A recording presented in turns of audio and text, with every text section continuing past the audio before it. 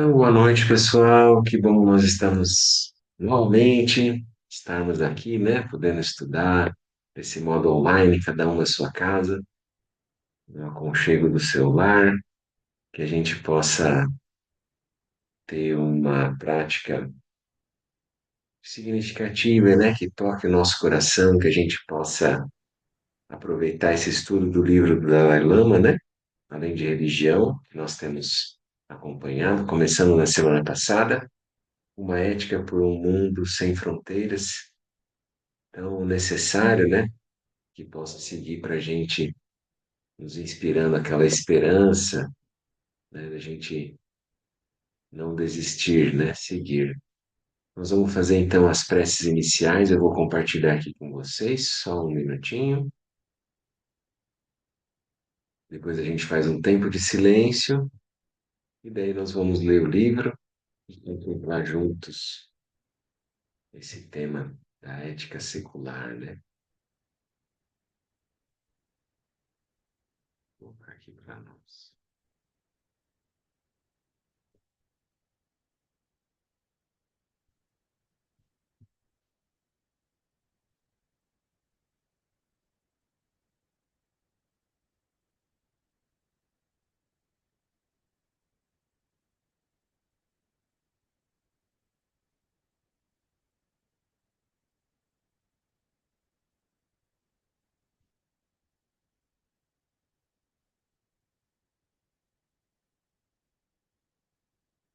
Fronteira noroeste do país de Geórgia, no coração de pólen de uma flor de lótus, você obteve o mais excelente e maravilhoso Círio.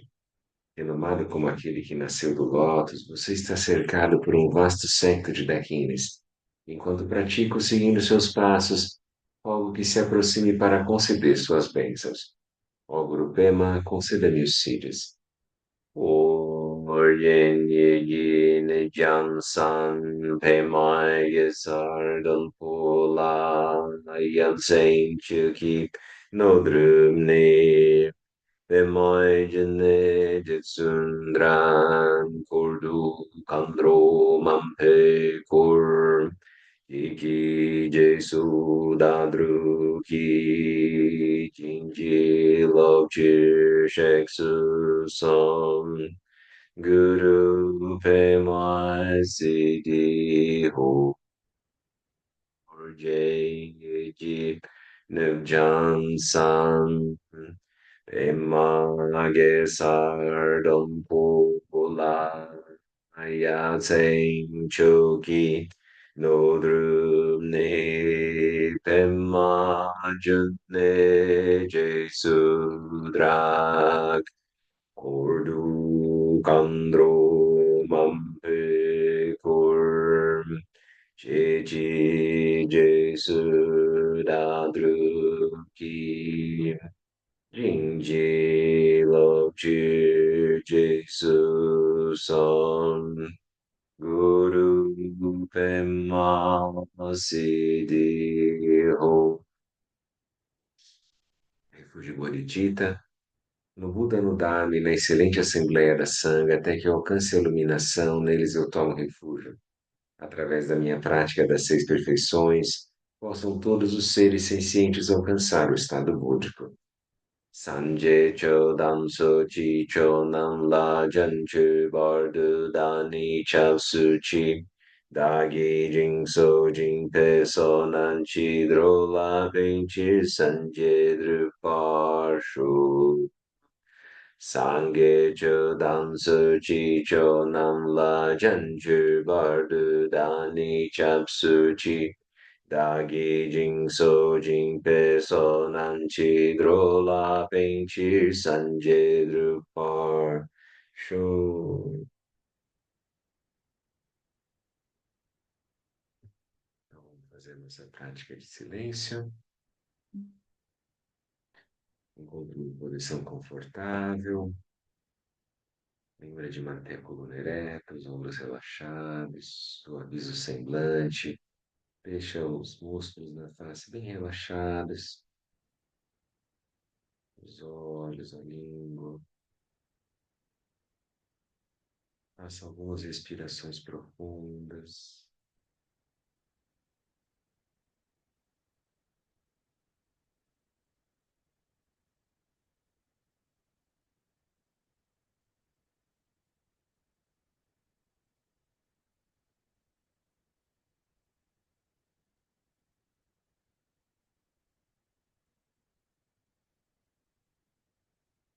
a mente de volta ao momento presente, acompanhando o fluxo natural da respiração ao abdômen.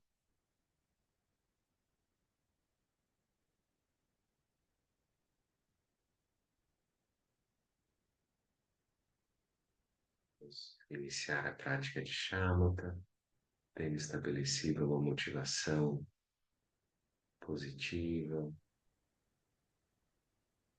toda a paz, toda a tranquilidade, toda a lucidez que seja gerada, isso possa reverberar em todos os seres. Então, quando nós sentamos, sentamos inseparáveis de todos os seres e de todos os Budas.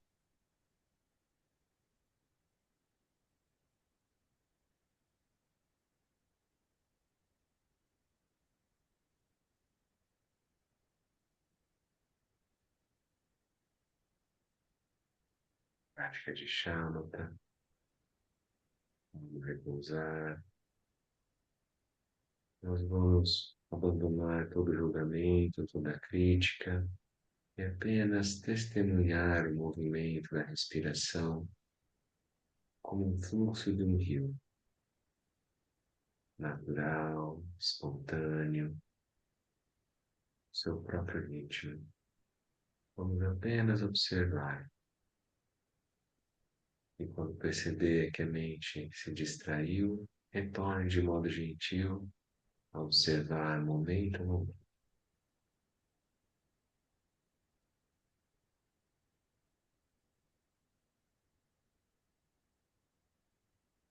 Nós seguimos em silêncio nos próximos minutos.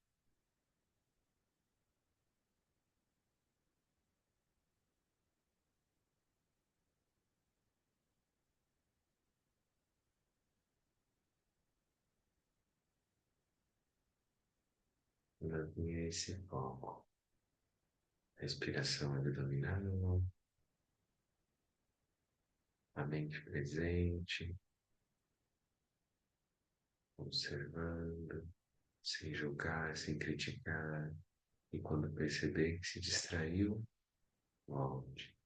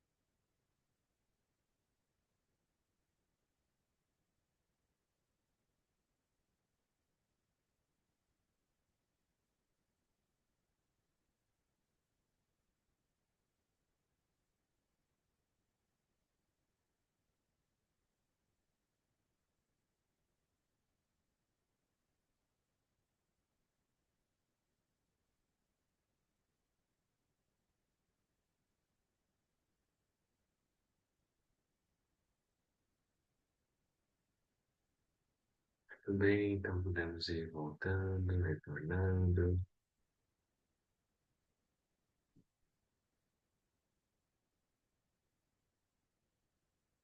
Boa noite, pessoal, que não tinha entrado antes. Bom revê-los. Boa Carol, noite. Miguel, Pedro, Maribel, boa noite. Muito bem, a gente fez 10 minutinhos de silêncio, ajudou a dar uma decantada na mente. Não é uma coisa simples, a gente vem, às vezes, de uma. Geralmente é isso, né? Uma vida corrida, um dia acelerado, no geral, a nossa sociedade é assim, né? A maneira como a gente vive, a maioria das pessoas no mundo aqui ocidental. Claro que existem exceções, né? Mas a gente precisa aprender a desacelerar a mente. Então, fazer isso com a meditação é uma coisa boa, porque eu consigo até ter uma clareza maior do que está acontecendo, né, no mundo interno, nos processos mentais. Consigo, a velhice também, né, tá aí, que bom. A gente consegue dar uma decantada, assim, na nossa mente, ela trazer ela de volta, né, parece que ela está muito avoada. Eu me lembro dessa imagem, né, Thich Nhat Hanh usava, bonita, que é como se fosse quando a gente está no meio de uma tempestade, num vendaval, árvore, né? E aí, se você ficar preso nos pensamentos, nas imagens, é como se você tivesse só a copa da árvore com muitas folhas voando para todos os lados. Então, quando a gente traz de volta isso que a gente fez, né, de trazer a mente para observar ali o fluxo da respiração no abdômen, é como se eu tivesse me ancorando no tronco da árvore. E aí a tempestade dos pensamentos, das imagens, aquilo tudo pode surgir, mas a gente ainda não é arrastado, né? Não é dragado por aquilo. Tá bom? Então, quem puder, faça práticas formais, né? Essa prática regular no dia a dia ajuda muito a gente para receber as bênçãos e para irradiar elas também, né? Então é muito bom. Vamos seguir. Alguém quer fazer algum comentário? Alguma pergunta sobre a meditação? Então a gente segue aqui na leitura. Nós estamos na página 18 do livro Além de Religião, capítulo 1, Repensando o Secularismo.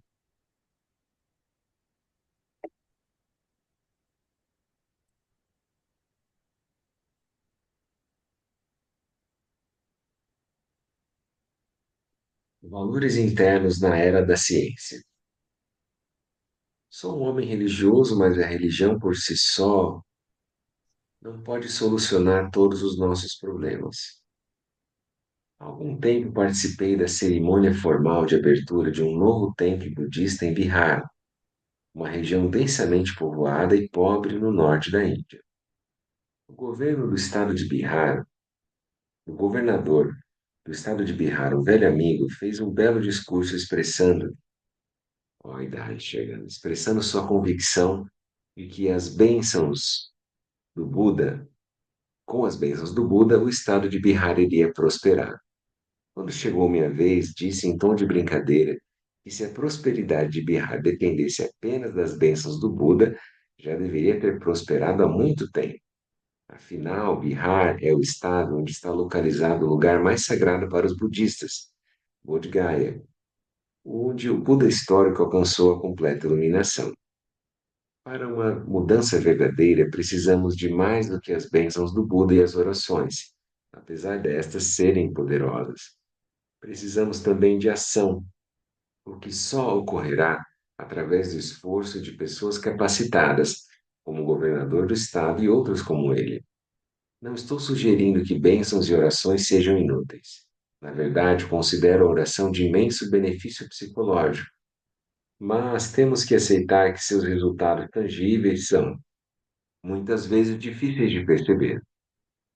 Quando se trata de obter determinados resultados diretos, é claro que os efeitos da oração não podem ser comparados com os resultados da ciência, por exemplo.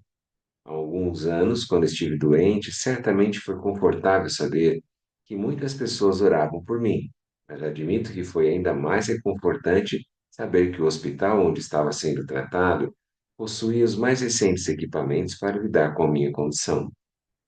À luz do nosso crescente domínio sobre muitos aspectos do mundo físico nos últimos 200 anos ou mais, não é de se estranhar que muitas pessoas ainda hoje questionem sobre a necessidade de seguir ou não uma religião, coisas que no passado eram apenas sonhos, uma cura para certas doenças, viagens espaciais, computadores, tornaram-se realidade através da ciência. Consequentemente, não é surpresa que muitos coloquem todas as suas esperanças na ciência e até mesmo acreditem que a felicidade possa ser alcançada através do materialismo que a ciência pode proporcionar. Posso entender que a ciência tem, em certos aspectos, minado a fé da religião tradicional, mas não vejo nenhuma razão para que os avanços da ciência tenham o mesmo efeito sobre a noção de valores internos ou espirituais. Na verdade, na era científica, a necessidade de incrementar os valores internos é mais urgente do que nunca. A fim de tornar os valores internos e a vida ética atraentes, o ideal seria apresentá-los integralmente em termos herdados da ciência. Embora ainda não seja possível fazer isso com base em pesquisas científicas, tenho confiança de que, com o passar do tempo, gradualmente emergirão mais e mais casos científicos que comprovarão o benefício de valores éticos internos. É claro que eu não sou um cientista e, quando criança, a ciência não fazia parte da minha educação formal. No entanto, desde que cheguei ao exílio, tenho me esforçado em preencher essa lacuna. Por mais de 30 anos, mantive reuniões regulares com especialistas e pesquisadores de diversas áreas científicas, incluindo a física, cosmologia, biologia, psicologia e, especialmente nos últimos anos, a neurociência. As tradições contemplativas em todas as religiões enfatizam muito a exploração do mundo interior, da experiência e da consciência. Por isso, um dos meus objetivos nessas discussões tem sido explorar qual é a compreensão científica de áreas como o pensamento, a emoção e a experiência subjetiva. Sinto-me muito encorajado pelo fato de que a ciência, e particularmente a neurociência, atualmente estão cada vez mais interessadas por essas questões, depois delas terem sido negligenciadas por tanto tempo.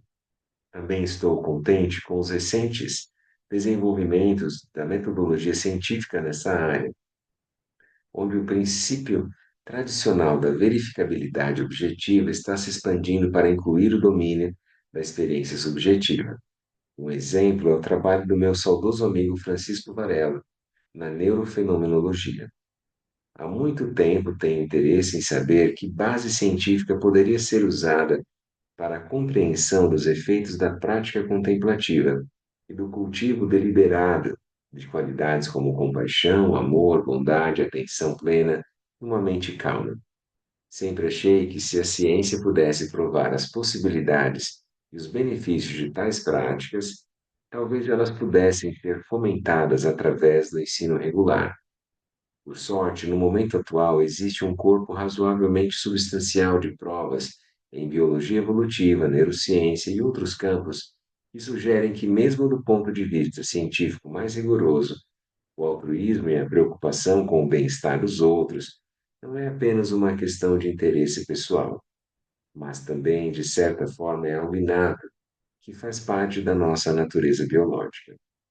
Eu creio que tal evidência, quando combinada com uma reflexão baseada em nossas experiências pessoais e senso comum, oferecem um forte argumento sobre o benefício de cultivar os valores humanos fundamentais que não dependem de princípios religiosos ou fé. Eu concordo plenamente com isso. Aqui me fez lembrar, né? Então, os muitos encontros do Dalai Lama da Mind in Life, né, que ele fez, né, como ele comentou aqui, mais de 30 anos. Então, quem quiser pesquisar, olhar, assistir palestra, né, ver livros, Olha, né, o Richard Davidson, muito bom, esse psicólogo, né, formado em Harvard, que fez esses estudos. Então, lá em 92, ele encontrou o Dalai Lama, né, na Universidade de Wisconsin, onde ele era professor, pesquisador, e o Dalai Lama perguntou para ele assim: seria possível usar as mesmas ferramentas que você usa para estudar ansiedade, depressão, né, todos os transtornos mentais, usar elas para estudar compaixão, bondade amorosa, né? É possível fazer isso?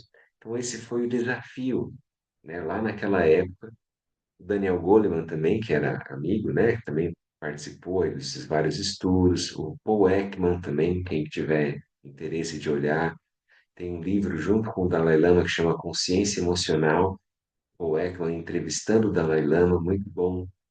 O livro que chama Ciência da Meditação, né, que o Richard Davidson, junto com o Daniel Goleman, se apropriaram, né, estudaram e fizeram um compilado, ali, uma sinopse dos últimos 40 anos de estudos em neurociência também. Ele é muito bonito, então vale a pena, que vai, vamos dizer assim, vir ao encontro disso que o Dalai Lama está falando para nós ali.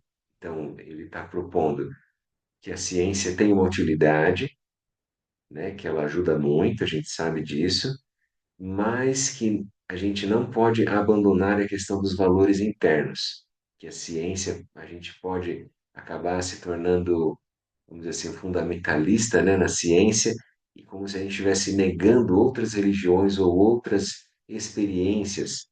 Ele está falando aqui para nós, a gente precisa cultivar os valores internos, né? E aí eu sugiro, né, quem tiver interesse, né, tiver esse gosto de olhar como a ciência se aproximou das práticas contemplativas e ela gerou esse benefício de mostrar numa linguagem secular tudo que era gerado nas pessoas. Então a gente tem assim muitas provas, né, muitas, vamos dizer, comprovação científica de como a meditação reverbera o nosso eixo neuroendócrino, né? Como é que a gente faz no nosso corpo, como que ele responde, né, a isso tudo que a gente está experienciando na prática meditativa, né, nas orações, nas preces, e aqui no caso o cultivo desses valores, né.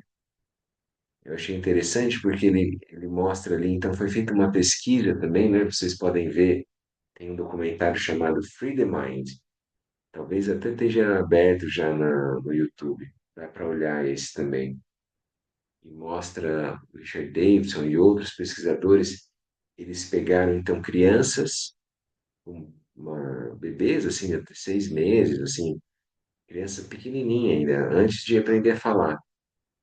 E aí eles usavam puppets, né, aqueles bonequinhos assim. E aí tinha assim, um bonequinho, ele ajudava num certo momento. Então vamos dizer assim, tinham três bonecos. Um queria fazer alguma coisa, levar uma bolinha até um lugar. E um vinha para ajudar aquilo acontecer, e o outro vinha para atrapalhar. Então você vai ver uma coisa muito simples e punha um bebezinho. Isso eles fizeram em diversas culturas, em vários lugares. E aí os bebezinhos, quando terminava, eles queriam pegar o bonequinho que ajudava. Eles queriam, então, porque eram cores diferentes, eram bonecos diferentes. Então mostrava que a gente já tem essa propensão para essa bondade fundamental, né? Então, quem quiser acompanhar, tem nesse. Daí lá ele vai fazer vários apontamentos, assim, como que eles geraram cursos para as pessoas, por exemplo, veteranos de guerra. Tem muito estresse pós-traumático, pessoas que suicidam, né? Aumenta muito o índice de suicídio. Então, às vezes, tem guerras que as pessoas morrem um certo valor, um tanto, só que o que suicida depois é maior do que o número de pessoas que morreram naquela guerra. Então, isso a gente sabe assim. Então, né, eles fizeram esses estudos e aplicaram para veteranos de guerra. Então, como é que a meditação, né, com esse viés da ciência também tem beneficiado? Então, várias pessoas com TDAH e assim por diante. Só para fazer esse adendo, né, nesse tema, quando ele Como aborda a que é o parte da nome, Gabriel, do documentário? Free the Mind, acho que é isso que está colocado lá, Free the Mind. Hum.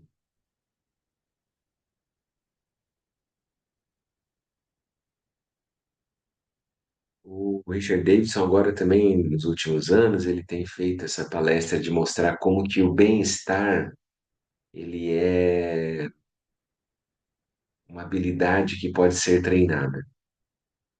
Que no geral as pessoas não veem isso, né? Elas acham que é quando gera causas e condições do entorno, daí a pessoa tem o bem-estar. Mas ali ele está mostrando que é possível treinar. E aí ele vai mostrar lá os pilares para que isso aconteça. De uma maneira científica, pelas pesquisas, ele mostra isso ali. Tem várias palestras, né? Quem quiser acompanhar, muito bom. Muito bem, vamos seguir então aqui na nossa leitura. Daí na página 21, e também podem ir falando, tá bom, pessoal? Fazer comentário, perguntas. Precisar dormir, pode dormir também, não tem problema. Pode fechar a câmera. Tô brincando, pode dormir com a câmera aberta também, não tem problema. Ai, ai. Fica gravado ali, depois a gente fala, ah, olha lá quem estava dormindo. Então vamos lá, abordando o secularismo. Esta é, então, a base do que chamo ética secular. Eu estou ciente de que, para algumas pessoas, especialmente para alguns irmãos e irmãs cristãos e muçulmanos, o fato de eu usar a palavra secular pode gerar alguma dificuldade. Para alguns, ela sugere um firme repúdio ou mesmo uma hostilidade à religião. Pode parecer-lhes que, ao utilizar essa palavra, estou defendendo a exclusão da religião dos sistemas éticos, ou mesmo de todas as áreas da vida pública. Porém, não é isso que eu tenho em mente. A minha compreensão da palavra secular vem da forma como ela é comumente usada na Índia. A Índia moderna tem uma constituição secular e orgulha-se de ser um país laico. O uso indiano da palavra secular, longe de sugerir antagonismos em relação à religião ou à fé das pessoas, implica em um profundo respeito e tolerância a todas as religiões, como também uma atitude inclusiva e imparcial que agrega os que não têm uma fé. Esta compreensão do termo secular, que sugere tolerância mútua e respeito a todas as religiões, bem como aqueles que não têm fé, vem de um contexto histórico e cultural particular da Índia. Da mesma forma, acredito que a compreensão ocidental desse termo venha da história europeia. Não sou historiador nem especialista nesse assunto, mas me parece que quando a ciência começou a avançar rapidamente na Europa, houve um movimento em direção a uma maior racionalidade, e essa racionalidade envolve, entre outras coisas, uma rejeição ao que passou a ser visto como superstições do passado. Para muitos pensadores radicais daquela época e até nos nossos dias atuais, adotar a racionalidade implicou na rejeição da fé religiosa. A Revolução Francesa, que expressou muitas das novas ideias do iluminismo europeu, é um bom exemplo disso, com seu forte elemento antirreligioso. É claro que houve também uma dimensão social importante para essa rejeição. A religião passou a ser considerada conservadora, presa à tradição e intimamente associada a regimes arcaicos e a todas as suas falhas. O legado dessa história, me parece, é que há mais de 200 anos, muitos dos pensadores mais influentes e reformadores no Ocidente viram a religião não como um caminho para a libertação humana, mas como um obstáculo ao progresso. O marxismo, uma das mais poderosas ideologias seculares do século XX, censurou a religião chamando-a de ópio do povo, o que acarretou consequências trágicas, como regimes comunistas que em muitas partes do mundo suprimiram forçosamente a religião. Eu sinto que é um resultado dessa história o fato de que no Ocidente a ideia de secularismo é frequentemente compreendida como sendo antagônica à religião. Secularismo e religião são muitas vezes vistos como dois opostos e incompatíveis, e há considerável desconfiança e hostilidade entre os seguidores dos dois campos. Embora não consiga aceitar a ideia de que a religião seja um obstáculo ao desenvolvimento humano, acredito que, no contexto histórico, os sentimentos antirreligiosos são compreensíveis. A história expõe a desconfortável verdade de que as instituições religiosas e adeptos de todas as designações estiveram, em algum nível, envolvidos na exploração do próximo. A religião também tem sido usada como um pretexto para o conflito e a opressão, e até mesmo o budismo, com sua doutrina de não violência, não escapa completamente dessa afirmação. Por isso, no Ocidente e em outros lugares, quando as atitudes negativas das pessoas em relação à religião forem motivadas pela necessidade de justiça, deverão ser respeitadas. De fato, pode-se argumentar que aqueles que expõem a hipocrisia de religiosos que violam os próprios princípios éticos que proclamam e se manifestam contra as injustiças perpetradas por figuras e instituições religiosas, na verdade, estão beneficiando e fortalecendo as tradições. No entanto, ao avaliar essas críticas, é importante fazer a distinção entre críticas dirigidas à religião em si e aquelas dirigidas às instituições religiosas, que são duas coisas completamente distintas. A meu ver, as noções de justiça social não são não são de forma alguma contrárias aos princípios defendidos pela religião em si, porque no coração de todas as grandes tradições de fé está fundamentalmente o objetivo de promover as mais positivas qualidades humanas da humanidade e nutrir valores como a bondade, a compaixão, o perdão, a paciência e a integridade pessoal.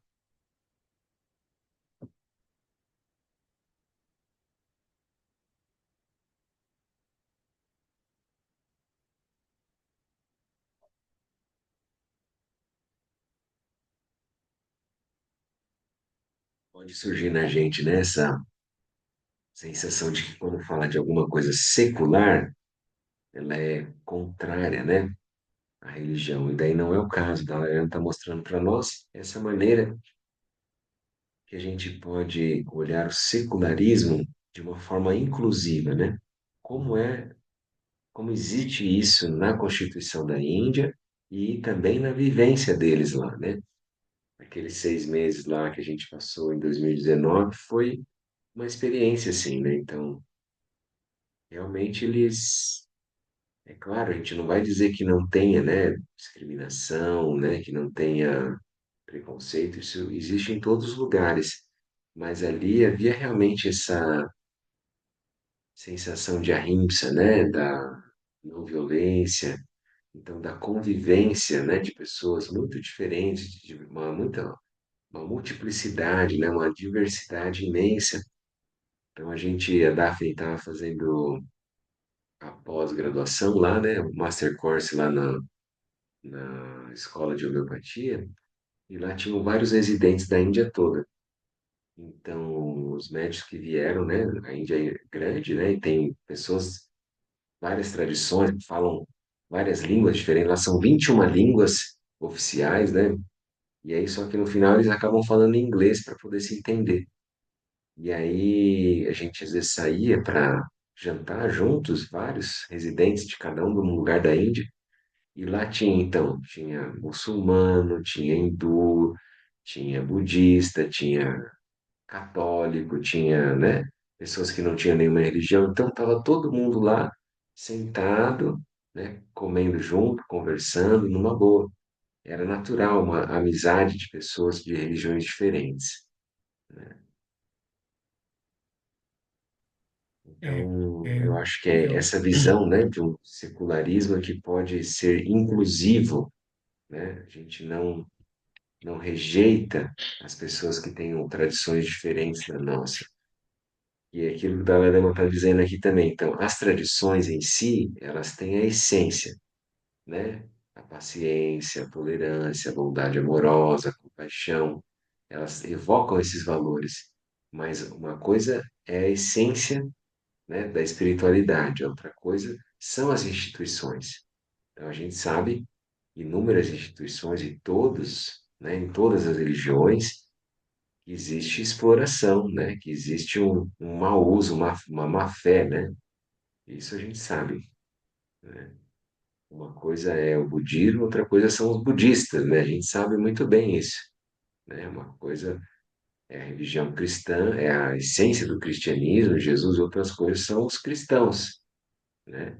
Então, a gente sabe que a partir do momento que a gente esquece, né, dessa importância da harmonia interreligiosa, da cultura de paz, e a gente se fixa numa identidade, a gente pode realmente achar que a nossa tradição é melhor, que ela é mais superior, que ela é mais evoluída, e que a dos outros não tem isso, mesmo que seja dentro do materialismo científico, né?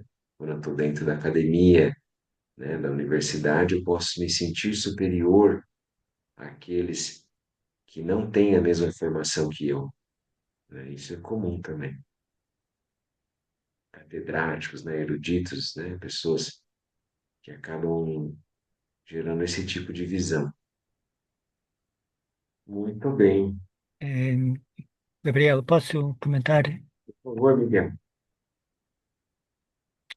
É assim, assim, na minha experiência, né, eu entendia o secularismo como eh, eh, foi um movimento, na minha opinião, que foi interessante, né, porque se a gente olhar para a história, né, antes do secularismo, que muito entendo o secularismo é assim, a religião não vai mais governar.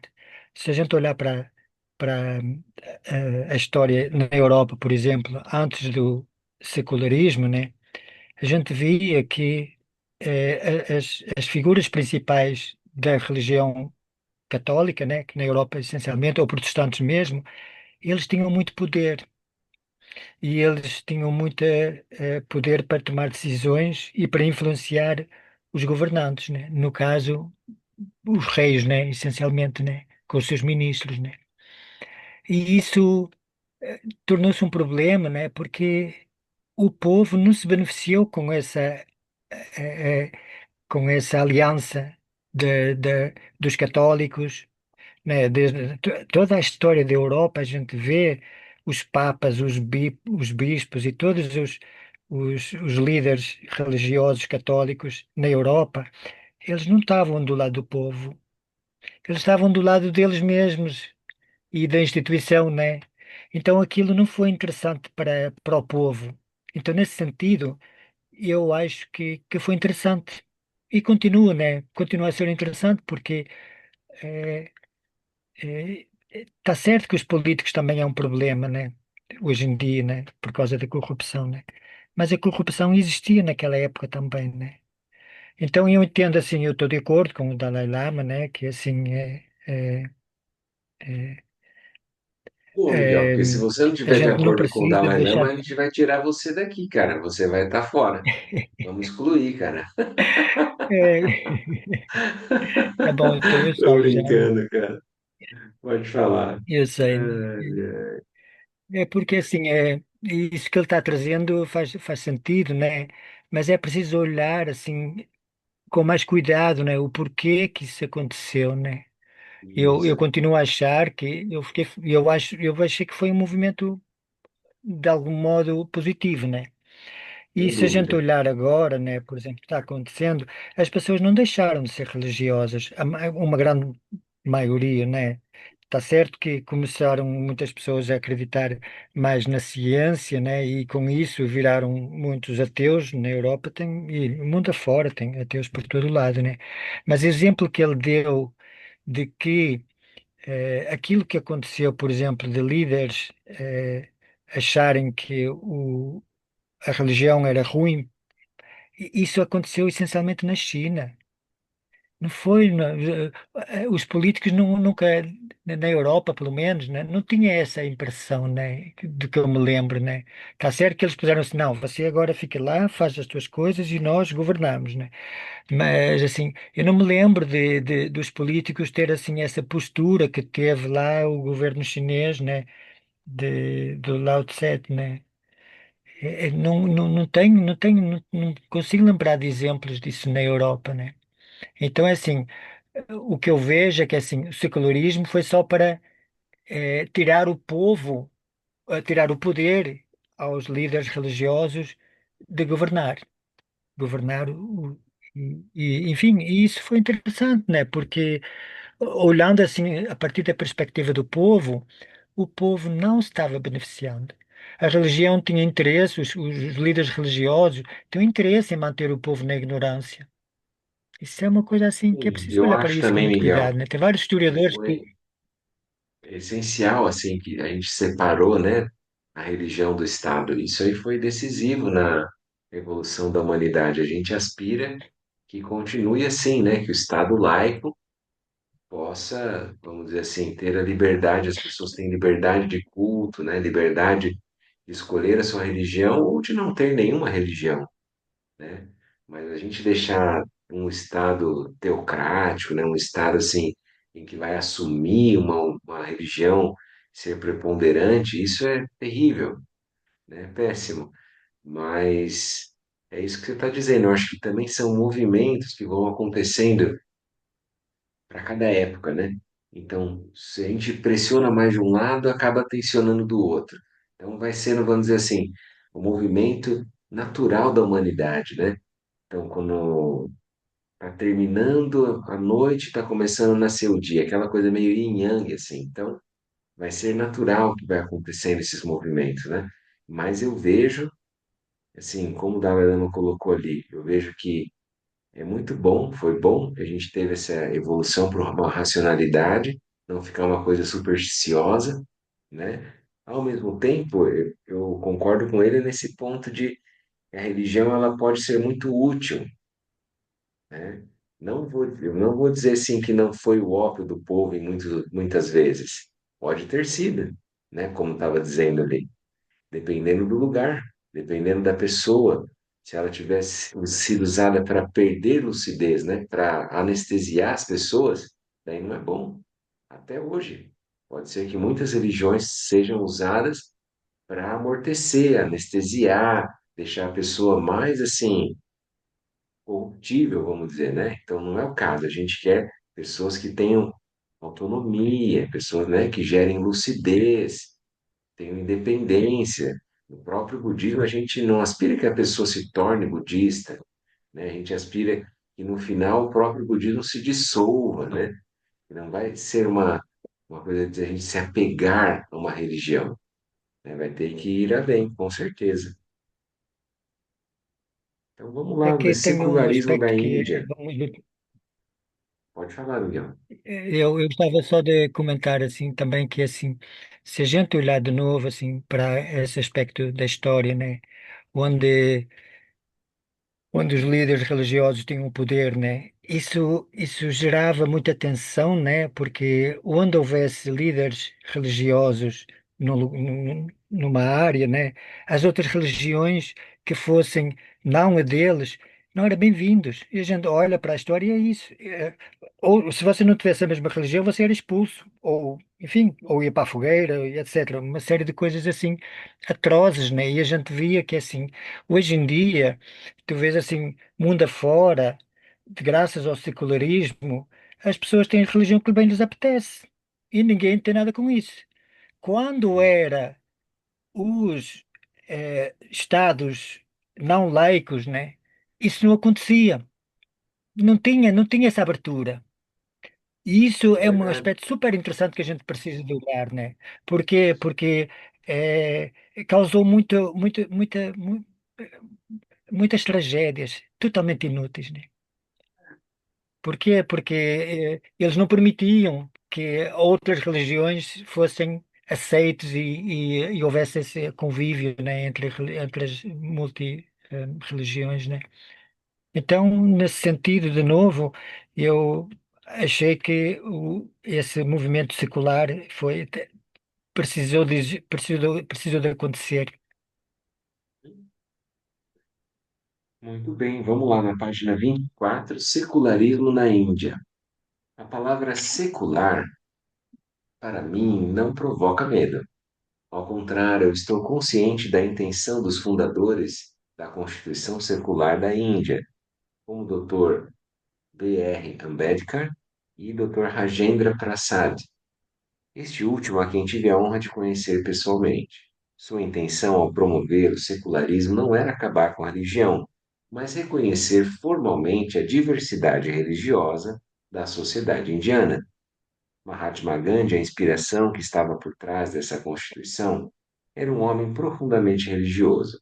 Em seus encontros diários de oração, incluiu leituras e hinos de todas as grandes tradições religiosas do país. E este exemplo notável até hoje é seguido nas cerimônias públicas indianas. O tipo de tolerância religiosa que Gandhi personificava não é algo novo na Índia. Tem raízes antigas que remontam a mais de 2000 anos e está revelado, por exemplo, em inscrições em pilares que datam do reinado do imperador Ashoka, no terceiro século antes de Cristo. Em uma delas recomendava-se: honre a religião alheia, porque assim irá fortalecer tanto a sua própria quanto a do outro. Além disso, a literatura sânscrita revela uma cultura clássica que era intelectualmente tolerante e rica em debate.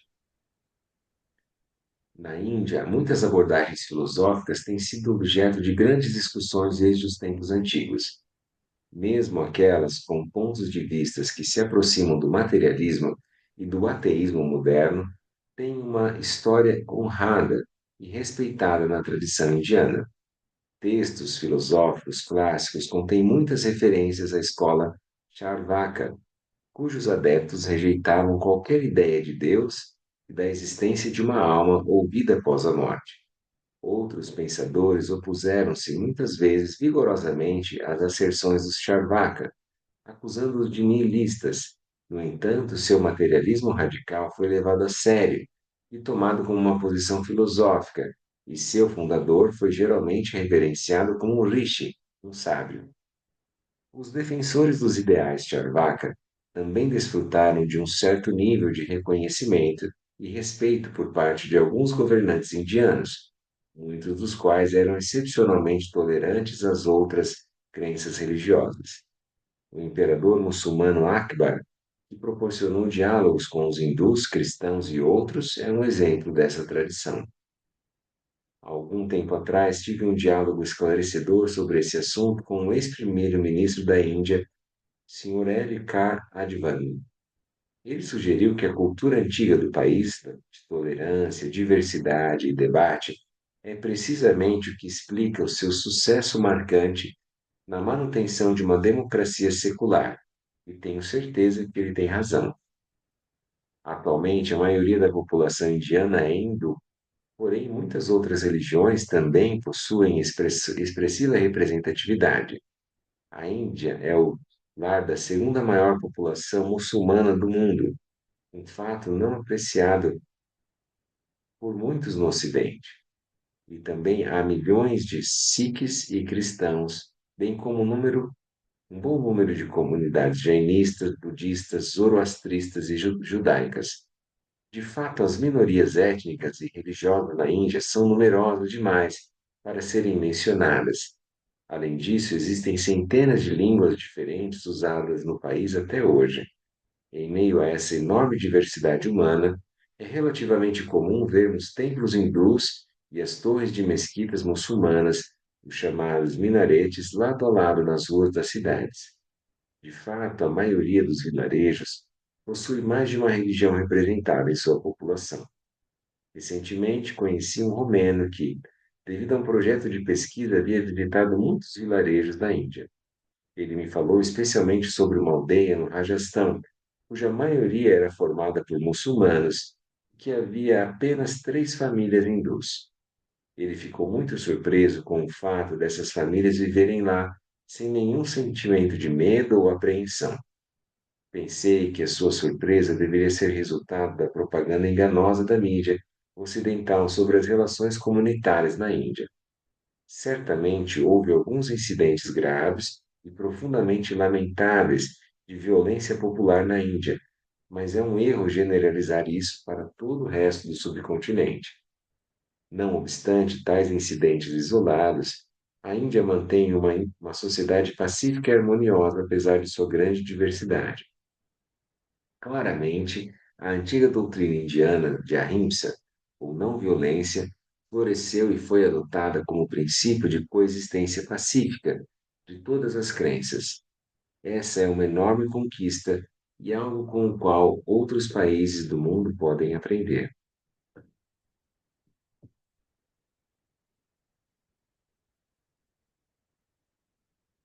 Isso é bem assim mesmo, sabe? Eu tive essa sensação assim, morando lá. Então, eu já tinha trabalhado em lugares aqui no Brasil, né? Em comunidades bem carentes, assim, favelas mesmo, e ali tinha uma certa tensão, né? Porque a gente era médico de família, então a gente tinha uma abertura, assim, as pessoas aceitavam e cuidavam da gente, né? Mas a gente sabia que tinha uma tensão ali, né? Tinha uma violência, né? Agora, lá na Índia, eu não... é difícil, assim, eram lugares com maior penúria, mais, assim, carente do que as favelas daqui do Brasil, né? Maior, assim, né? Bem pobre mesmo, lá em Mumbai, assim, eu ia nas favelas lá de Mumbai, e os slums, né? E daí, assim, lá a gente não se sentia, assim, coagido, né? Com pressão, tensão, medo. Era uma sensação de que a rincha realmente estava no sangue das pessoas ali. Então eu pegava o ônibus não, o trem, aquela muvuca das pessoas, ia lá, caminhava no meio, era bem assim, como o filme lá, o Quem Quer Ser Milionário. Então, era aquela coisa, assim, muita pobreza, sujeira, né? Aquela coisa assim, bem, aquela retrato, assim, né? Não tinha muito esgoto, recolhimento do lixo, assim, animais ali, mas as pessoas, elas tinham uma bondade que difícil de achar, assim, sabe? Uma coisa de acolhimento, de não tinha um olhar, coisa que julgasse, assim, né? Porque você era uma pessoa, eu era uma pessoa totalmente diferente ali, né? Eu destoava, assim, mas mesmo assim era acolhido, né? Eu participei, assim, acompanhando um serviço de acupuntura dentro da favela lá de Mumbai. Então, eu ia lá, todos os dias que eu ia, era muito tranquilo, assim. Interessante. Pode falar, Pedro.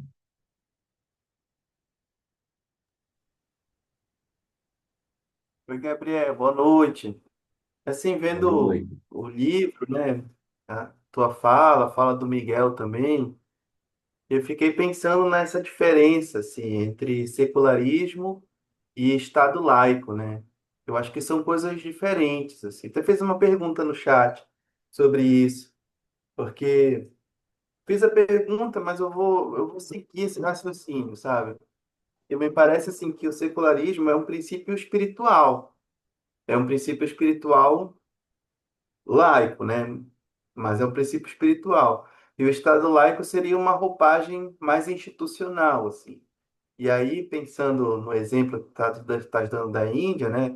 Parece que a Índia é um país secular e o Brasil é um Estado laico, né? O fato de um Estado laico permitir, tolerar todas as religiões não impede, por exemplo, que alguns grupos religiosos acumulem poder político e acabem impondo às pessoas a sua visão de mundo religiosa, né?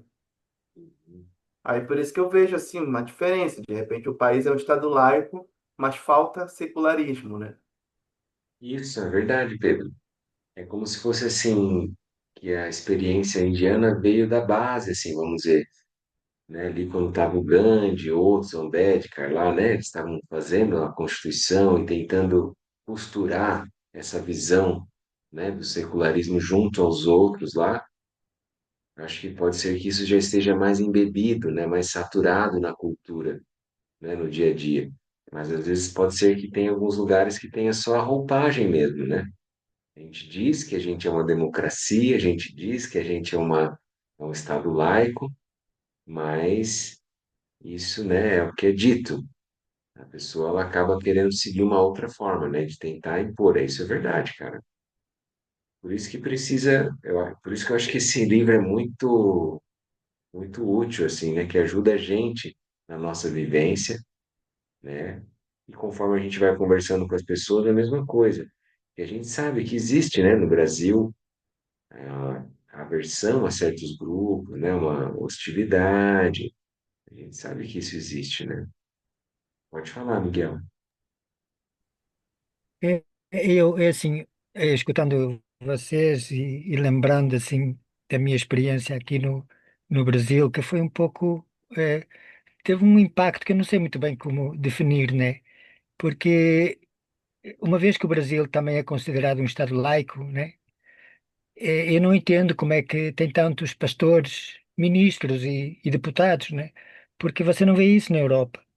Se você é pastor ou líder de alguma facção religiosa, seja qual for, você não vai entrar, você não tem direito de entrar na política. Não tem isso. E aqui, então não sei como é que você pode chamar um Estado laico se você aceita líderes religiosos ou outros pastores se- eh, participarem de debates e serem deputados e estarem na vida política. Isso para mim não faz muito sentido. A Isso é uma pessoa coisa que eu não pode sei se ter tem a outros religião exemplos no dela, resto do mundo, né? sim. A pessoa pode ter a religião dela, O que eu não quero tem dizer é assim, problema, mas aí para ser político não deveria, né, cara, ser um líder religioso. Eu concordo com você. Eu acho melhor. Era melhor que não acontecesse, né? é, porque isso, então é porque não existe a separação, né? E isso é estranho, é estranho na minha compreensão do Isso secularismo, deve ser um herança país, né? portuguesa, Miguel. Viu, cara? Acho que é uma herança portuguesa que a gente Eu acho tem que não, lá eu das acho que não. Em colônias, né? Portugal não tem, Portugal não tem padres na política, É, não lá, tem. quando foi dividir as capitanias, lá, certeza, vem daí, cara. Eu acho Tô que não, eu acho brincando, que vem meu mais amigo, dos Estados Unidos, né? mas eu concordo com você, É. cara. Acho que isso era o ideal. O ideal é que fosse, Se você ver, repara, tem, vamos dizer assim, né? A gente for pensar em termos de política, né? Isso vai sem fim, né? Mas a pessoa deveria ter o trabalho dela e não deveria ser remunerada.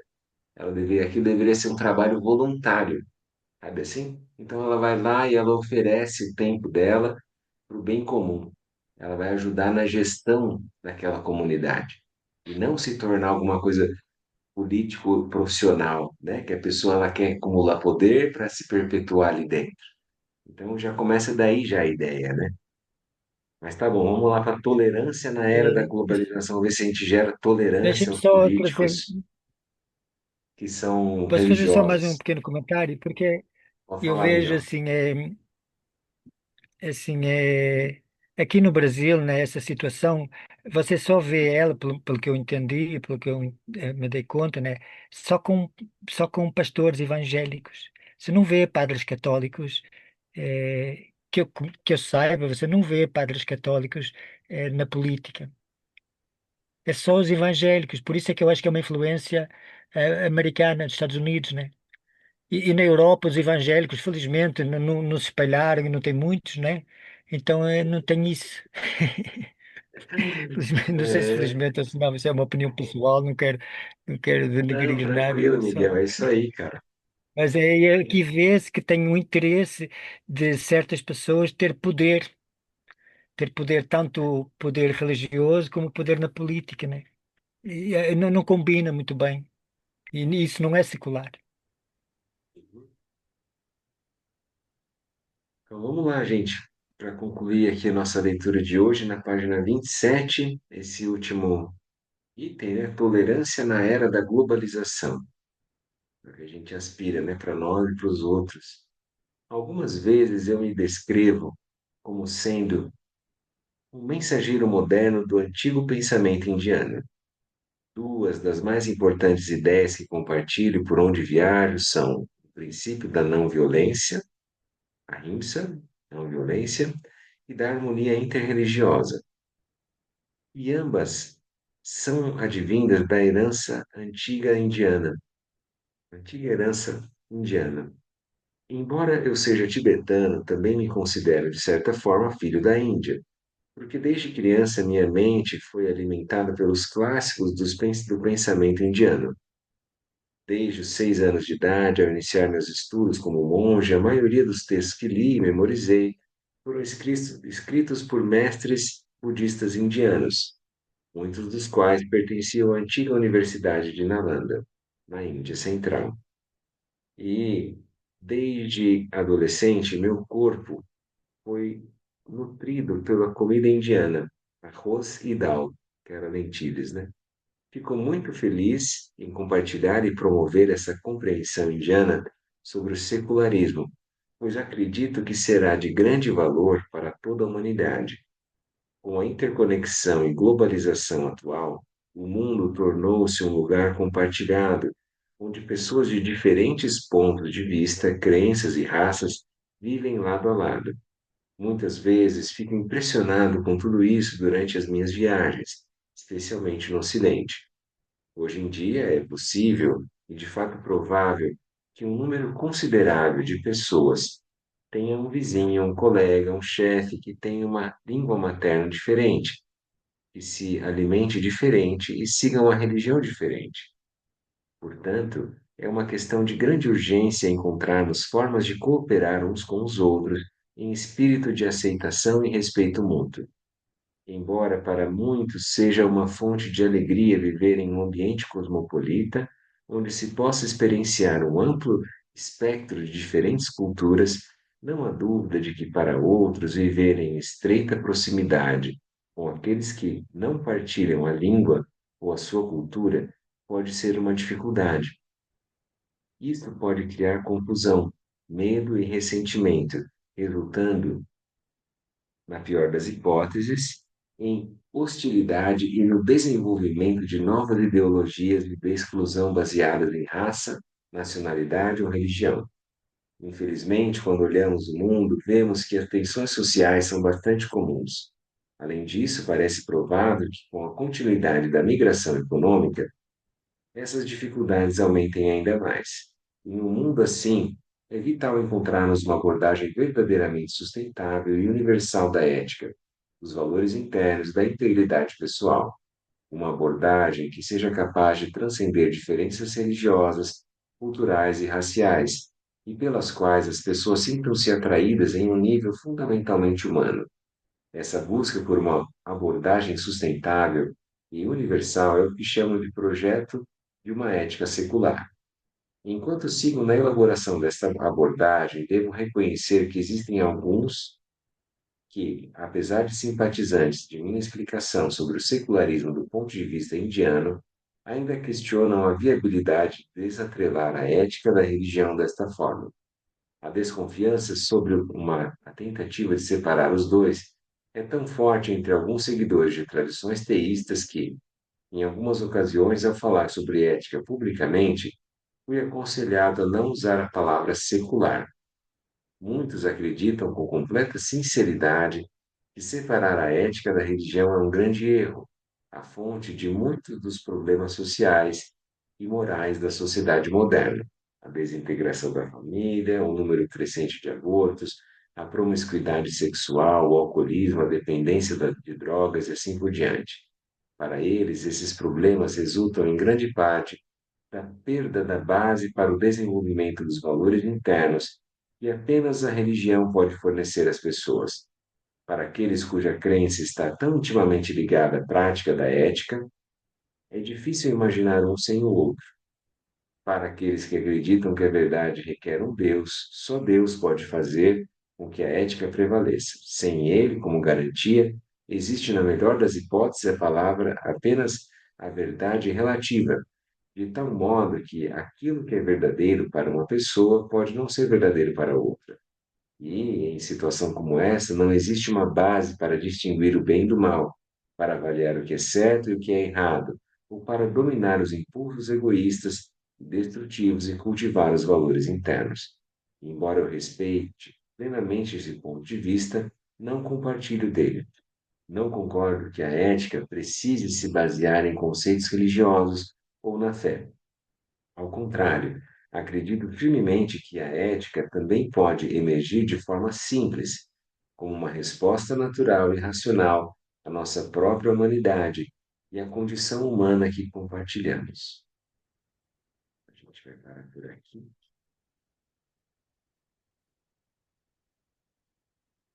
Às vezes as pessoas têm essa sensação também, né? E nós mesmos, às vezes, muita gente pensa assim, ah, se não tiver religião, não tem saída, né? Tem muita gente que pensa isso, especialmente gerações mais antigas, né? As pessoas mais novas já não têm mais tanto isso. Na minha posição, assim, né? Na minha visão, eu penso que a maior parte das vezes a religião pode trazer benefícios para as pessoas. Ela pode dar um eixo, né? Pode ajudar a pessoa a ter um sentido na vida, né? Muitas pessoas sem religião, às vezes têm mais dificuldade de encontrar isso. Então, a pessoa encontra um amparo, especialmente uma rede de apoio, sabe? Então, eu vejo isso assim, né, na minha experiência, né, no dia a dia. Então, pessoas que encontram algum lugar que elas se sintam bem, se sintam nutridas, no ambiente religioso, elas têm geralmente essa rede de apoio. Então, parece que a vida delas tem um eixo. E não quer dizer que seja imprescindível, né? A pessoa não precisa ter religião para encontrar essa rede de apoio e para encontrar um eixo, né? Encontrar um sentido para a vida dela, né? Mas é bom que a gente vai clareando isso e vai olhando junto, né? Quando a gente olha o texto também é coemergente, né? Não é separado da nossa mente. Então a gente olha ele, nós estamos vendo a nossa própria mente. Então quando vem as ideias, as sensações, as imagens, né? O que que a gente acha, como é que deveria ser, isso tudo é reflexo da nossa própria mente, né? Muito bem, alguém tem alguma pergunta, alguma colocação?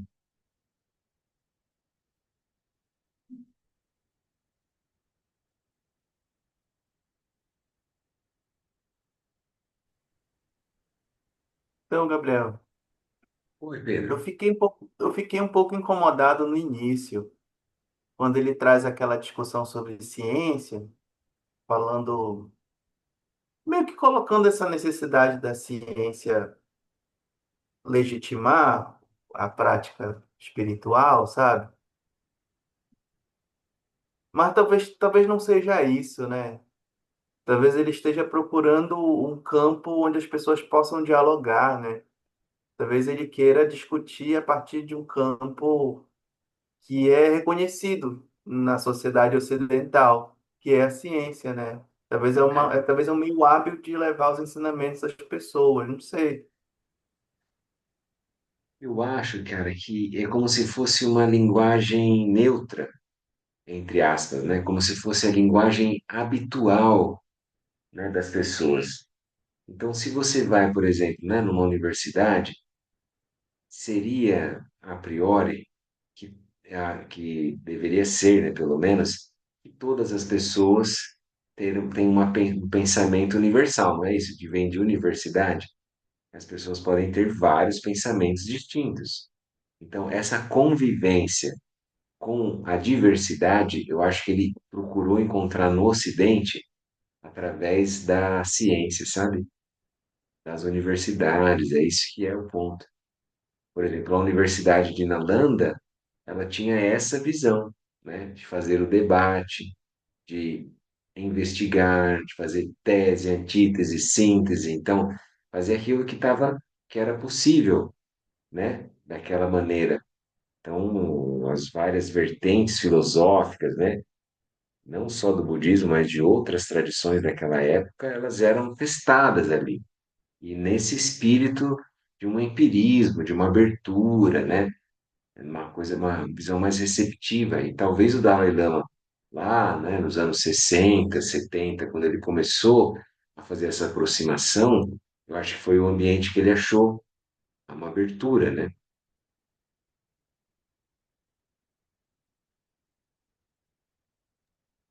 Eu acho que ele estava justamente isso, buscando uma linguagem, né?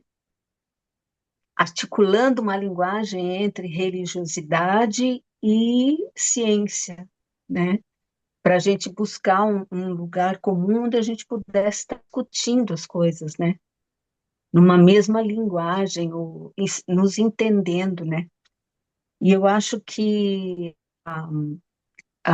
o principal ponto que, que a gente teria, né? Que a grande, a, a grande palavra para isso tudo, para a gente deixar de ter tantos entraves, né? É o respeito. Isso é um valor assim fundamental. E a gente tem algumas dificuldades, porque quando eu me coloco no lugar onde o que eu acredito é o correto, e daí eu tenho essa questão de querer impor, né? Aí é que a coisa começa, aí entra o respeito, né? O Dalai Lama, ele é assim, sensacional, né? Como ele é claro, né? No que ele coloca, assim, e uma visão sensacional, né? E A eu me gente interessei, pois não? celebrar a diversidade, né, Sandra? Da gente Sim, realmente ver que é uma riqueza, é uma né? Que riqueza, tenha é muitas bem. religiões, que tenha muitas tradições, tenha muitas pessoas com Uhum, mentalidades distintas. Isso é bom. É como a gente entrar isso é numa bom. floresta. É muito bom que tenha inúmeras espécies diferentes. É muito bom que tenha muitos tipos diferentes de frutas, né, legumes. Se fosse Exato. tudo igual, tudo com a mesma fruta, né, a mesma Uhum, planta, né? Então é como se fosse todo mundo com a mesma religião, com a mesma visão, né? Então uhum. é muito bom que tenha essa riqueza da diversidade, né? A É natureza já muito. ensina para nós já, né? Isso. Bem, isso, a natureza, ela é um grande ensinamento.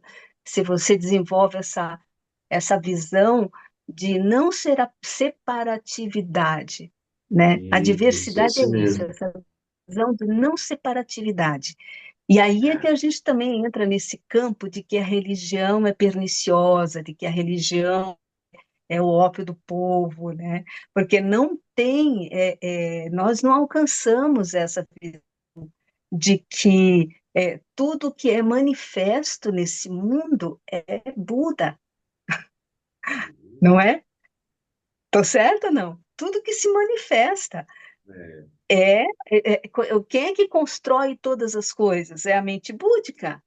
Então a é. gente teria que trabalhar com essa noção de que tudo que vem da onde né?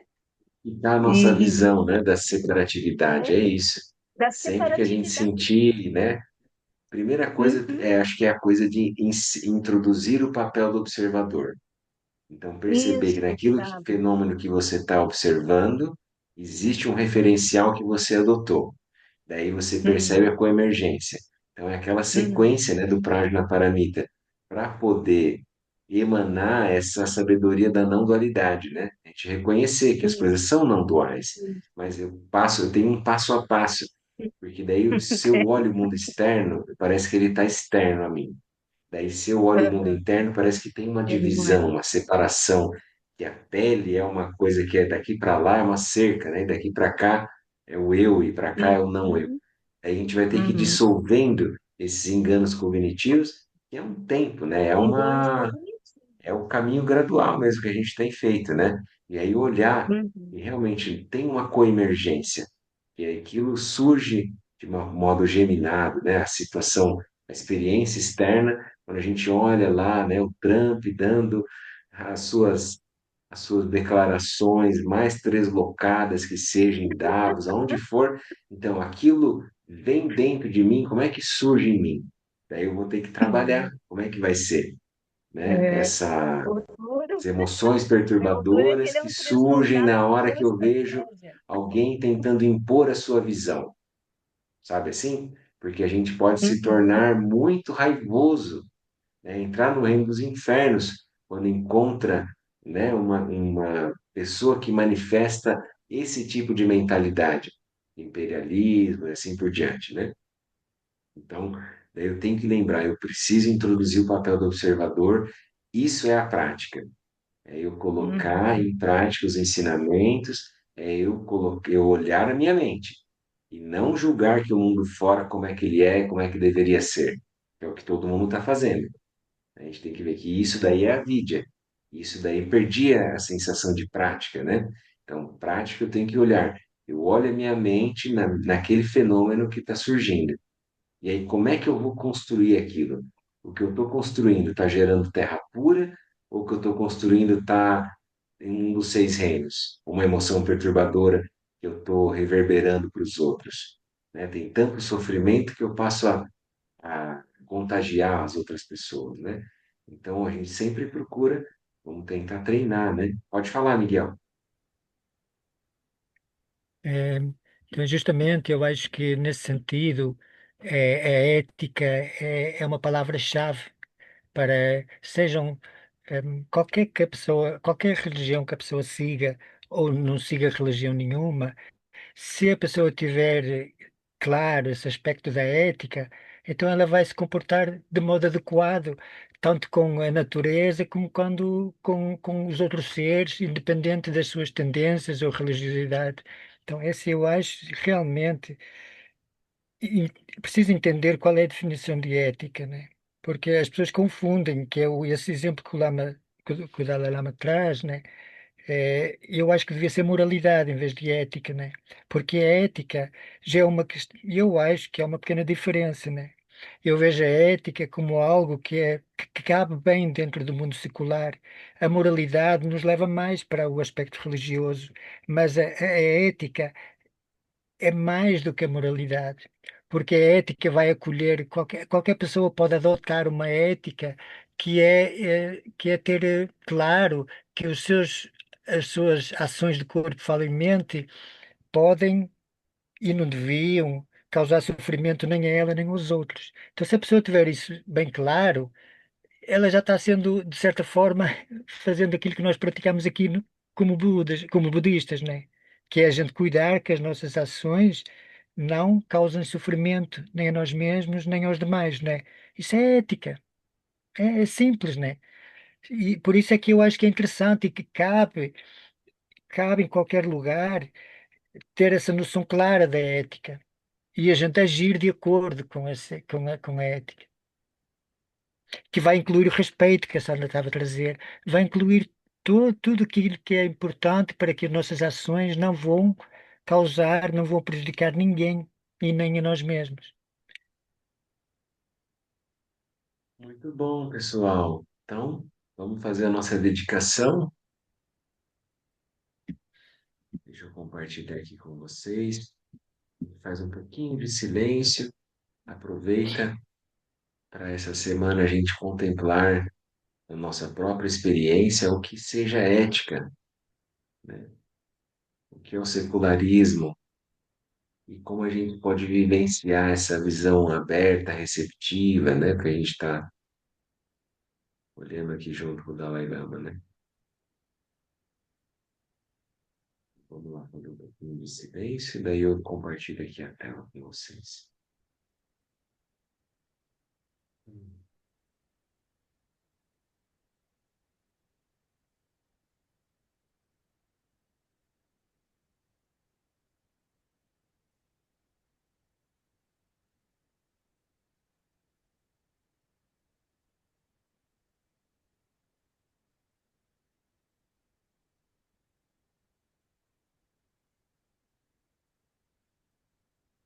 Então, vamos aproveitar esses instantes finais, silêncio, tranquilidade, a contemplação que nós fizemos, possa ser útil para os seres, reverberar um pouco mais de compreensão, paz. Nós aspiramos que todos os seres sejam felizes e que todos os seres sejam livres do sofrimento. que todos os seres encontrem as causas verdadeiras da felicidade e superem as causas verdadeiras do sofrimento.